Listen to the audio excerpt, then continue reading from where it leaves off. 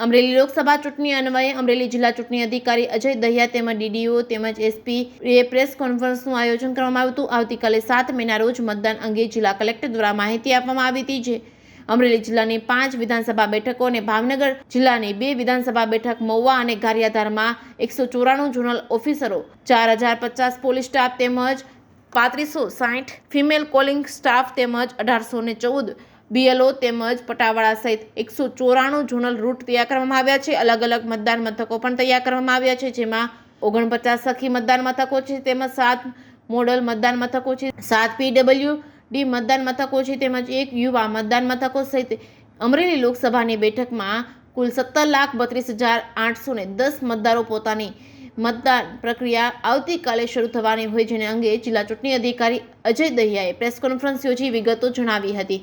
જે કેસની ગુજરાતી સાથે જૈનિક સોજિત્રા, અમરેલી।